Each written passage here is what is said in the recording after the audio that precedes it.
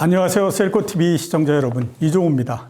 셀코TV에서 새롭게 시작하는 실버 세대를 위한 재테크 공부 시간, 투자는 60부터입니다. 교수님 안녕하십니까? 네, 안녕하십니까? 예. 자, 교수님 60대가 되면서 크게 달라진 점이 있다면 혹시 있으십니까? 네, 제가 올해 만 65세입니다. 예. 그래서 저도 오랜 버핏 보고 꿈이 있구나. 예. 저도 돈 좀 벌어야 되겠구나. 예. 60대부터도 예. 오히려 돈에 대한 관심이 더 많아졌습니다. 예. 저 같은 경우에는 60대가 되면서 점점 일어나는 시간이 빨라진다라는 생각이 듭니다. 그래서 요즘에 제가 토요일이나 일요일 날 잠이 들기 전에 예. 제발 내일은 앞에 3자나 4자가 되는 시간에 좀 일어났으면 좋겠다. 원래 우리 애널리스트 할 때 새벽에 일어났지 예, 않습니까? 그렇죠. 예, 예. 네, 그때부터도 새벽에 일어났었는데요. 요새도 나이가 드니까 예. 저도 뭐 1시에 일어났다가 예. 잠이 안 와요. 예. 아마 그게 저희의 이 공통적인 그런 생활 패턴이 아니었나라는 생각이 들고요. 어느 한 설문조사에서요, 60대 이상의 5명 중 3명이 본인이 공격적인 투자 성향을 가지고 있다고 답했다고 합니다.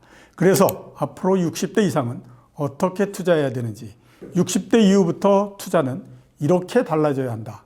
저희가 각자 한마디씩 드리고 본격적으로 시작해 보겠습니다. 자, 60대 이후부터 투자는 어떻게 달라져야 되는지 교수님 평소에 가지고 계셨던 생각을 한번 말씀해 주시죠.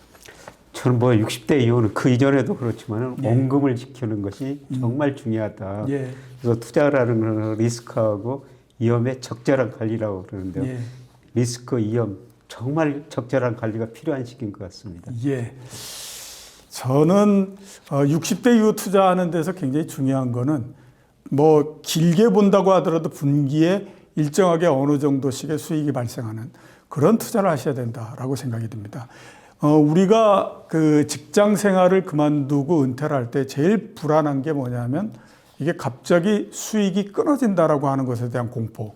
이거는 굉장히 큰 거거든요. 그거는 과거서부터 본인들이 가지고 왔었던 생활 패턴을 계속해서 유지할 수 있기 때문에 제가 생각했을 때는 60대 이후 투자에서 굉장히 중요한 부분은 매월 수익이 발생할 수 있는 그런 투자를 해라라고 말씀을 드리고 싶습니다.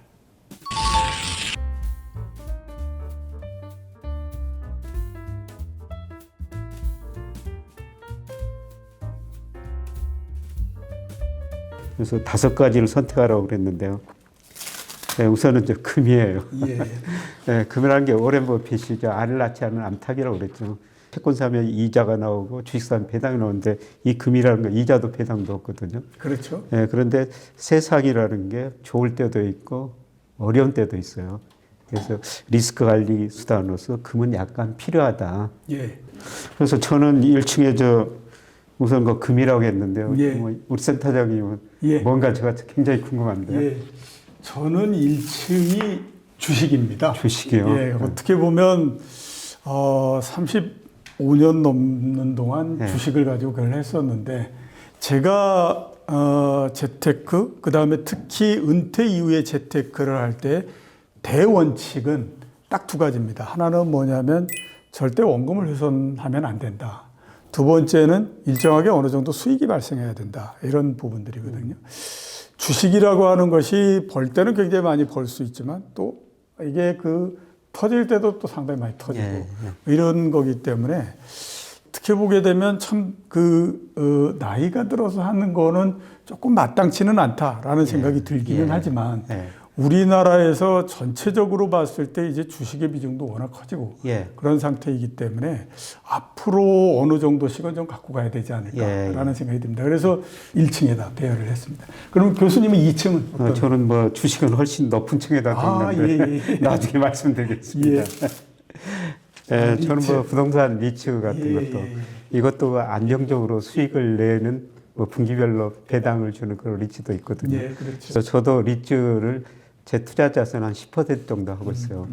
그런데 그게 국내 리츠도 있고 해외 리츠도 있고 굉장히 안정적인 뭐 가격 변동이 심하지 않는 이런 리츠 있더라고요. 이런 것도 일부는 투자해야 되지 않을까 자산 배분 차원에서요. 예.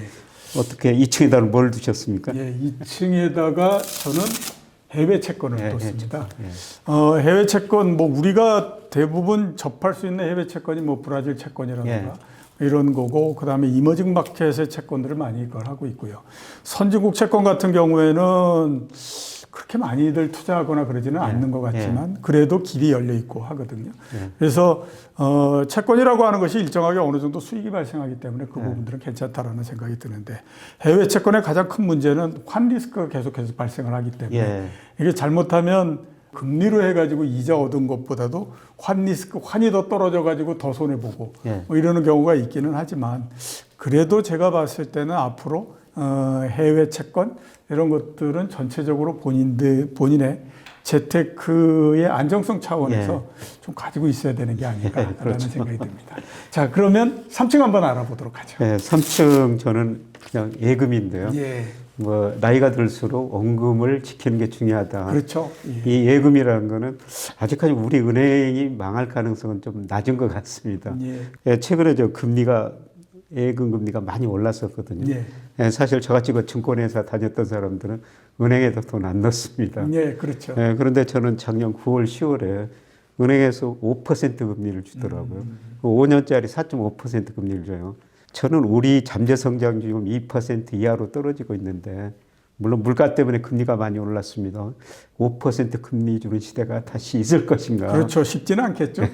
이렇게 가입하다 보니까 제 금융자산 중에서 한 13%가 예금으로 돼 있습니다. 그래서 계속 가지고 있을 생각인데요. 5년, 10년 지나면 3년 전처럼 다시 그 1%로 떨어질 것 같습니다. 그래서 일부 자금이 있다면 안정적으로 돈을 지킨다는 의미에서 일부는 예금에다 넣을 수도 괜찮을 것 같은 생각이 듭니다. 알겠습니다. 3층 열어주시겠어요? 저의 3층은 예적금입니다. 똑같네요. 3층에서는. 사전에 협의 없었습니다. 사전 협의는 전혀 없었고요. 제가 예적금을 선택한 거는 그래도 아무튼 은행이 일정하게 어느 정도 상당히 이자를 어느 정도 지불해주고, 은행이 갖고 있는 안정성이라고 하는 측면들이 있기 때문에 그것들을 감안하게 되면 그래도 예적금이라고 하는 것이 어느 정도 그 경쟁력을 가지고 있는 상품 아니냐라는 생각이 많이 들거든요. 그런 측면에서 저는 예적금을 선택을 했습니다. 자, 이번에는 4층 한번 알아볼까요?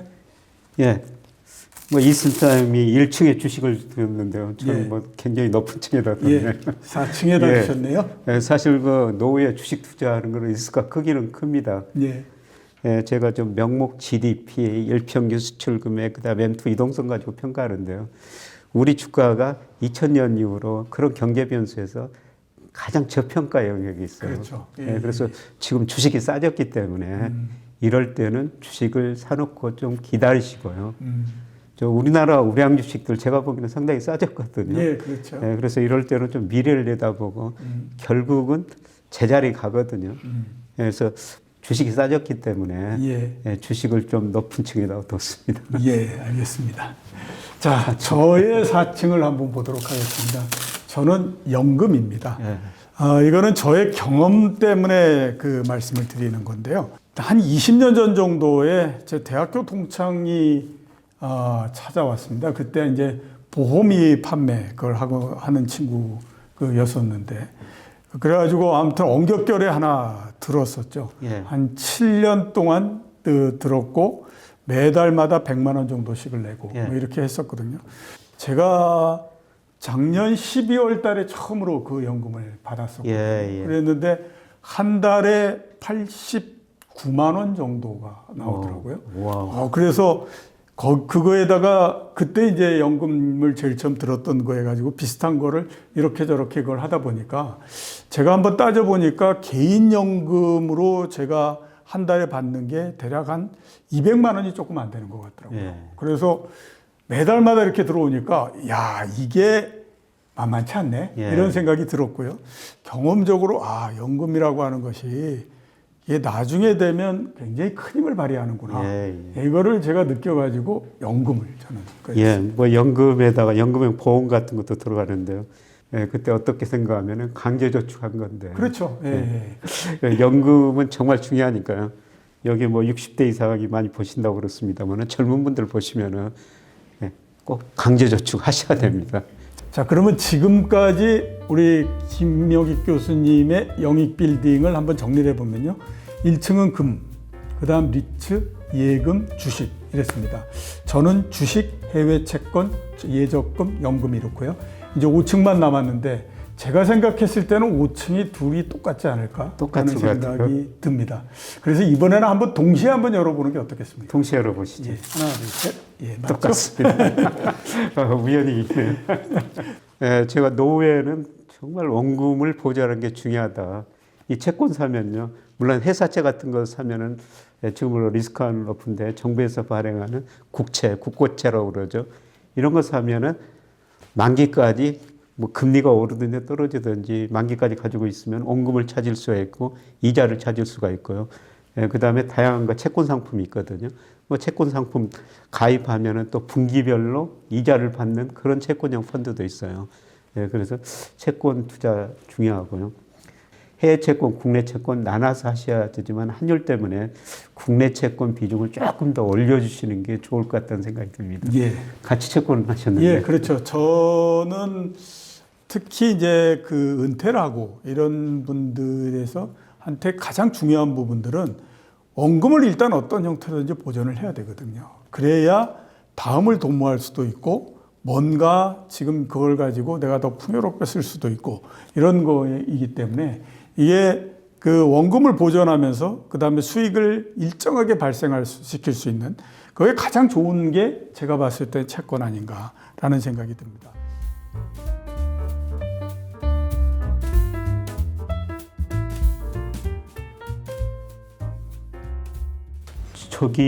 여기다가 제가 부동산도 넣고 이 센터에 부동산을 안 넣는데요. 우리 가계 자산 중에서 부동산이 76%예요. 예. 더 이상 늘릴 것도 없습니다. 그렇죠? 예, 예. 예, 그래서 그거는 뭐 팔 수도 없고 더 이상 늘릴 수도 없거든요. 우리 그 은퇴 세대들이 거의 집 한 채 가지고 은퇴하는 경우가 많거든요. 그렇죠. 예, 예. 예, 그래서 부동산 비중은 이미 너무 많이 가지고 있으니까 예, 추가로 부동산은 넣을 필요가 없는 것 같습니다. 네, 그렇죠. 제가 생각하기에도 그렇습니다. 예, 부동산, 특히 이제 은퇴 세대에게 부동산이라는 어떤 의미를 가질까라고 한번 생각을 해보면요. 그게 물론 이제 나중에 올라서 굉장히 큰 돈을 만들고 이렇게 할 수도 있지만 은퇴하는 시점에 거의 대부분 보면 그래도 내가 돈을 써야 되는 이 수요는 계속해서 발생을 하고 있는 그런 그 상태입니다.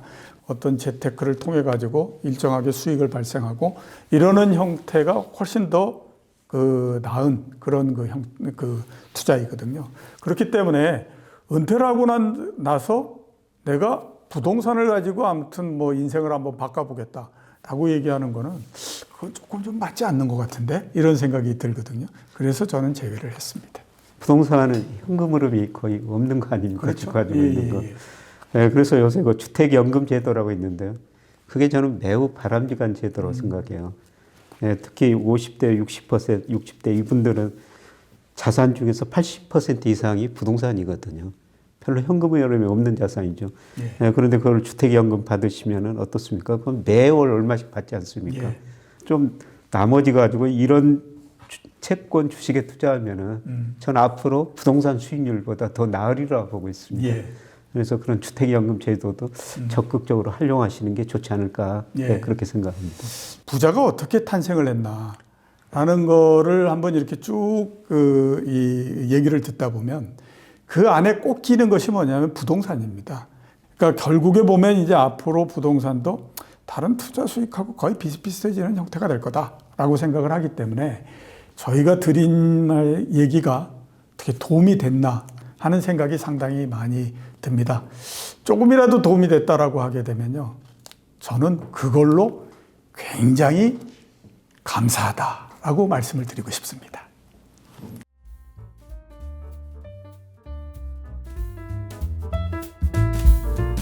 네, 저는 뭐 2021년 하반기 작년에는 좀 리스크 관리 해 주십시오. 주가 가대평가됐습니다. 좀 줄이는 게 좋을 것 같습니다. 이런 말씀을 드렸는데요. 올해는 저는 주식 투자를 좀 하시라고 권유하고 있습니다. 왜냐하면은 제가 그 주가를 코스피를 평가할 때 명목 GDP, 일평균 수출, M2 총 유동성 가지고 평가하는데요. 저는 올해는 주가가 가속 평가됐기 때문에 뭐 주식 투자 비중을 좀 늘려도 좋을 것 같다. 이런 말씀을 드리고 있습니다. 저도 주식을 올해는 해도 된다. 작년같이 흉악한 일은 벌어지지 않을 거다라는 얘기를 많이 드리고 있습니다. 근데 그 전에 하나 미리 본인들이 결정을 해야 될 부분이 있다라고 그 말씀을 드리거든요. 그게 뭐냐면 올해의 주식시장은 제가 생각했을 때 상당 기간 동안에 걸쳐서 박스권을 벗어나지 못할 것 같다라는 생각이 많이 듭니다. 올해 주식시장이 과연 박스권에 있을 거냐? 그렇지 않으면 뚫고 올라가서 쭉 계속 올라가가지고 올해 연말 정도 되면 한 2,800 가구 막 이렇게 될 거냐? 이거에 대해서 먼저 본인의 생각을 정리를 하시라라고 하는 거죠. 그 다음에 만약에 내가 샀는데 수익이 박스권 내에 있어가지고 잘 발생하지 않는다. 그런 분들은 그냥 오랜 시간 동안 갖고 간다라고 생각하시면 올해보다는 내년이 더 좋고 할 거기 때문에 그 생각을 가지고 한번 접근하셨으면 어떨까 싶은 생각이 듭니다.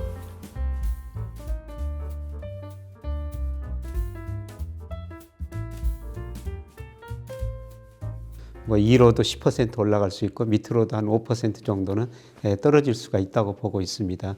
그래서 박스권인데요. 그럼 박스권 상단은 어느 시기일 것인가? 이거는 사실 누구도 모르죠. 그러나 오히려 저는 상반기 후반쯤이 아닐까. 그때 가면은 제가 보는 거 경기 선행지수가 아마 2001년 6월을 정점으로 계속 하락하고 있습니다만 또 반등 조짐이 나타날 것 같고요. 오히려 하반기가 좀 조정을 거치지 않을까 그렇게 생각하고 있습니다. 올해는 전체적으로 아무튼 박스권 쭉 이렇게 만들어 가는데 작년 7월 달서부터 주식시장은 그냥 멈춰 있는 형태입니다. 옆으로만 이제 쭉 가고 있는 거거든요. 그러니까 작년 7월 달서부터 왔던 걸로 따져보면 밑은 2200에서 그렇게 크게 내려가는 것 같지 않고 위는 2500을 그렇게 못 올라가는 것 같은데 이런 생각이 들잖아요. 그럼 우선은 아무튼 거기에 충실하면 됩니다. 그래가지고 내려와서 2200 이렇게 되면 한번 사고 그 다음에 2500 가면 한번 팔고 이렇게 하면 되는 거죠.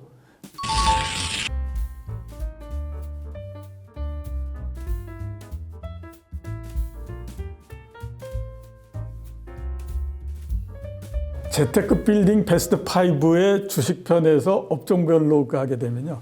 저는 2층에 인터넷을 배치를 했습니다. 우리나라에서 인터넷은 가장 대표적으로 네이버, 카카오 이런 회사들인데 그 인터넷의 성장이라고 하는 것이 끝났다라고 보이지는 않고요. 앞으로도 계속해서 성장을 계속할 가능성이 상당히 높다라는 생각이 들고 거기에다가 또 하나 지금 시점에서 생각했을 때 상당히 매력적이다라고 하는 부분들은 주가가 굉장히 많이 떨어졌다라고 하는 거를 아마 들 수 있지 않을까라는 생각이 듭니다. 그 회사가 망가지지 않는다, 망하지 않는다라고는 가정을 하게 되면 고점에서 70% 정도 떨어진다라고 하면 그건 거기에서 더 이상 내려간다라고 보는 거는 그건 또 너무 무리한 그 전망이다라는 생각이 들거든요. 그런 측면에서 제가 봤을 때 인터넷, 포털 이런 거 괜찮지 않을까라는 생각이 좀 듭니다. 저도 그런 주식 좀 가지고 있습니다. 그래서 네이버, 카카오 좀 아주 싸게 샀었는데, 제가 그런 주식 저도 좋아하는데 저는 여기 안 적어놨는데, 그렇습니까? 큰 흐름 보면은 트랜스포트에서 텔리포트 사이로 가는데, 그게 성장 추세라고 보고 있습니다. 자, 그러면 교수님 1층 한번 열어주시죠. 저는 로봇입니다. 로봇. 제가 울산에 있는 포항에 있는 최근에 공장 몇 군데를 방문해 봤는데요. 가보니까 거의 다 로봇이 일하고 있더라고요. 그래서 어떤 경제학자 글을 한번 보니까 앞으로 그 제조업 공장에서는 사람 한 사람, 개 한 마리 있으면 될 거라는 겁니다. 그 많은 일을 거의 다 로봇이 해준다는 것이죠. 그래서 공부하기 위해서 로봇줄을 5개 종목을 추천해 놨는데 제일 위에 있는 거를 한번 사봤어요. 그랬더니 올해 너무 많이 올랐어요. 170%나 오르더라고요. 연초에서부터 어마어마한 수익을 내셨네요. 많이는 안 샀습니다. 공부하기 위해서 우리가 주식을 좀 가지고 있어야지 그 주식을 공부하고 있거든요. 그렇죠. 그래서 지금 로봇은 아주 초기 산업이기 때문에 어떤 기업이 잘 될지는 우리가 알 수가 없어요. 그래서 개인 투자자들이면은 로봇 ETF 같은 거 조금 사시는 것도 괜찮지 않을까 그런 생각을 해봅니다. 2층에 뭘 넣으셨습니까? 저는 2층에 해외 주식을 넣었습니다. 이제는 제가 봤을 때 해외 주식이라고 하는 것이 뭐 어느 정도는 대세가 됐기 때문에 이게 꼭 국내 주식만에 묶일 필요는 없다라는 생각이 듭니다. 그러니까 뭐 미국 주식에서 우리가 지금 산업적으로 커버하지 못하고 있는 산업이나 이런 그 종목들을 거기에서부터 선택을 할 수도 있고요. 그 다음에 뭐 중국 시장에서 또 우리하고 다른 시장의 종목들이 어떻게 움직이느냐 하는 것들을 또 볼 수도 있기 때문에 그런 측면에서 저는 해외 주식을 2층에다 배치를 했는데요. 우리나라의 투자, 특히 주식 투자에서 예. 이제는 뭐 배제할 수 없는 대세가 됐으니까 예. 일정하게 어느 정도는 좀 배치를 해야 되는 거 아닙니까? 그렇죠. 뭐 국가별로 비중 나눠서 투자하는 게 좋죠. 예. 자, 예. 교수님 2층 한번 보도록 하겠습니다. 예, 저는 아까 1층하고 예. 2층하고 좀 관련된 이야기입니다만 예, 말씀하셨던 울산 좀 강의 갔던데요. 이 조선업 담당자들 말 들으니까 굉장히 표정이 밝아요. 예. 뭐 거의 2027년까지 수주 다 받아놨다는 겁니다. 예, 그리고 꽤 비싸게 받아놨다는 거예요. 예, 그런데 이 조선업 중의 문제점은 사람을 아무리 구해도 안 온대요. 예. 울산으로 안 오고 평택으로 간다는 겁니다. 예. 평택에 삼성전자가 있죠. 거기 일이 좀 더 편하고, 예, 그 다음에 연봉도 높다는 겁니다. 예. 예, 그래서 조선업종 그 말 들으니까 지금 이 일자리가 한 12,000개 정도 부족가 돼요. 예. 예, 그런데 이게 한번 올랐다가 최근에 많이 떨어졌는데요. 그러면서 좀 꺼림직한 게 이런 건 수주 산업이거든요. 그렇죠. 예. 2025년, 2027년까지 수주를 받아놨는데 그 사이에 원자재 가격이 급등해 버리면 이거 이익들이 많이 줄어들거든요. 예, 많이 줄게 됐죠. 예. 그래서 적극적으로 추천 못 하고 있습니다만은 예, 저도 조금 사놓고 공부하고 있고요. 예, 제가 사놓은 종목 중에서 이건 아직 수익률이 많이 났습니다. 그래서 2층에다가 배치를 하셨네요. 예. 자, 3층. 저의 3층을 한번 보도록 하겠습니다. 제 3층은 반도체입니다. 뭐 더 설명드릴 거 없이 반도체라고 하는 건 우리나라에서 가장 대표적인 산업이고요. 그 다음에 시가총액 면에서도 삼성전자의 시가총액이 뭐 전체 시장 시가총액의 5분의 1을 넘을 정도로 굉장히 큰 업종이기 때문에 반도체라고 하는 것은 우리나라에서 주식을 투자할 때에 배제할 수 없는 대상이다라고 볼 수가 있죠. 그런 측면에서 배치를 했는데 조금 수익에 대한 조정은 필요하지 않겠냐라는 생각이 듭니다. 반도체 경기가 좋아져서 올라가기 시작하면 기본 6배, 7배씩을 올라가는 이런 일이 벌어지고 했었는데 이제는 그런 정도까지는 아닐 거다라는 생각이 들지만 그래도 여전히 보면 반도체라고 하는 것이 우리나라 산업에서 가장 핵심적인 산업이고 그 다음에 아직까지도 보면 계속해서 커지고 있는 산업이기 때문에 그런 측면에서 반도체는 투자를 한다라고 하면 꼭 투자의 대상으로서 갖고 있어야 되는 그런 종목이 아닌가라는 생각이 듭니다. 자, 교수님 3층 한번 열어주시죠. 태양광. 태양광입니다. 굉장히 이 일관성이 있으신 게 태양광과 로봇이 모두 다 성장과 관련된 성장 가능성이 저는 뭐 장기적으로 성장 추세를 보고 투자하는데요. 예. 우리가 그동안 뭐 지금 석유 에너지 많이 쓰고 있는데요. 갈수록 태양광 에너지를 굉장히 많이 사용할 것 같아요. 예. 그런데 뭐 지금은 뭐 그 태양광 설치하는데 효율이 그렇게 높지 않죠. 예. 그래서 장기적 측면에서 성장 산업에서 예. 일부가 태양광에 관심을 가지셔야 되지 않을까 그런 생각이 듭니다. 예. 자, 제 4층을 한번 열어보도록 하겠습니다. 저는 자동차입니다. 반도체하고 자동차가 우리나라의 제조업, 특히 주식시장에서는 가장 핵심적인 산업 중에 하나인데 이제는 자동차가 상당히 변혁의 시대에 들어간 게 아닌가라는 생각이 듭니다. 그동안에는 이제 계속 내연 자동차 이쪽으로 갔었는데 전기로 대체되고 난 다음서부터는 가스 등에 대한 투자는 절대 이루어지지 않는다라고 하는 거죠. 지금 자동차가 전 세계 굴러다니는 것에서 전기차의 비중이 한 4% 정도 된다 이렇게 얘기를 합니다. 그리고 시간이 지나면 쭉 늘어나는 형태가 될 거거든요. 아마 2030년 정도 되면 그때는 뭐 한 10% 정도 되지 않을까라는 생각이 드는데 그러면 그때서부터 이제 자동차라고 하는 건 혁명적인 변화 이렇게 될 가능성이 상당히 높기 때문에 그런 측면에서 제가 봤을 때는 자동차 이게 괜찮지 않을까라는 생각이 듭니다. 자, 교수님 4층 한번 열어주시죠. 이 센터장님이 3층에 3층에 줬으면 했던 저는 걸 예, 4층에 3층 좀 올려놨습니다. 예, 말씀하신 것처럼 반도체는 산업의 쌀이고요. 사실 올해 반도체 경기 정말 어렵죠. 예. 예, 요새 제가 삼성전자 가끔 강의를 하는데 뭐 내부적인 사정은 잘 모르지만 외부적으로 보니까 비용을 많이 절약하더라고요. 예, 1층에 가니까 이 등불, 전기 등불을 절반을 꺼놨어요. 예, 불 꺼라. 전통적으로 비용 줄이는 방법. 예, 그러면 내부적으로 다른 비용도 많이 줄이겠구나. 그렇죠. 예, 그런데 삼성전자를 보면서 투자 계획은 하나도 안 줄이더라고요. 예. 최근에 계열사에서 돈까지 빌려가지고 예, 예. 20조 빌려가지고 투자를 한다는 겁니다. 근데 과거 제가 기업들과 경쟁력을 보면은 어려운 시기에 자기가 잘하는 분야는 오히려 더 투자를 늘리는 분야는 그렇죠. 나중에 경기 회복 사이클에서 더 잘 되더라고요. 예. 이런 것 보고 뭐 삼성전자, 반도체 이거는 앞으로 경기 회복 사이클에 더 잘 될 것이다. 예, 그래서 뭐 반도체 이거는 지금 관심을 가져야 할 시간인가 이렇게 생각합니다. 예, 알겠습니다. 이세다장 침이 1층에 인터넷, 해외 주식, 반도체, 자동차. 예. 아마 여기가 굉장히 궁금한데요. 그렇죠. 예, 예. 저하고 좀 비슷하지 않을까. 예. 먼저 열어주시고 제가 예. 같으면 즉 동시에 열겠습니다. 예, 알겠습니다. 자, 그럼 열겠습니다. 안 돼요. 똑같네. 예, 그렇지 않을까라는 생각이 들었습니다. 자, 이걸 선택하신 이유를 한번 말씀해 주시겠습니까?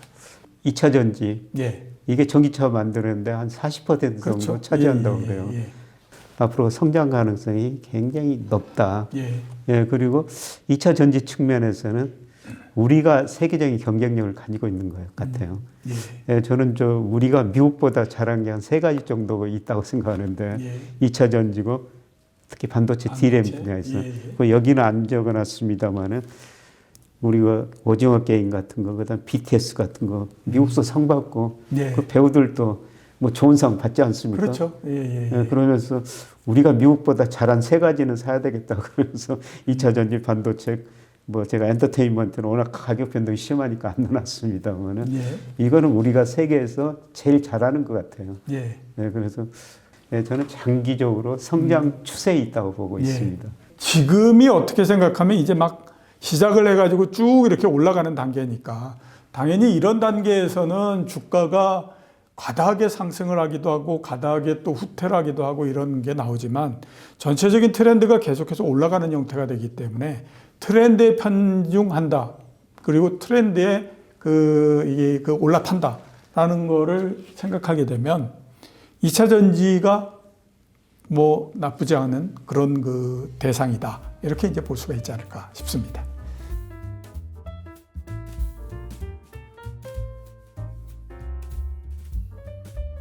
뭐 제일 안정적인 2차 전지 중에서 뭐 LG 에너지 솔루션 이런 것들이 안정적이죠.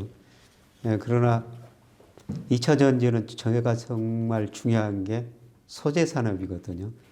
예, 저는 2차 전지에 들어가는 뭐 양극재, 음극재 여기서 구체적으로 논의할 수가 없습니다만은 예, 그런 거 소재 관련 특별한 기술을 가진 기업들이 예, 굉장히 좋을 것 같습니다. 이미 지금 많이 올랐어요. 많이 올랐는데 앞으로도 뭐 이익을 좀 많이 더 낼 것 같습니다.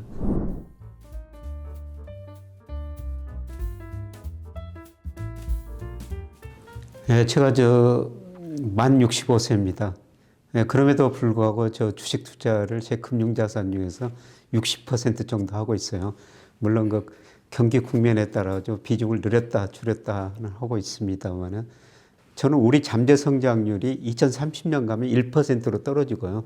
2040년 가면은 아마 0.5% 혹은 0.8%까지 떨어지라고 보고 있습니다. 그렇다면은 금리가 다시 0%대 1% 뭐 안팎으로 떨어지죠.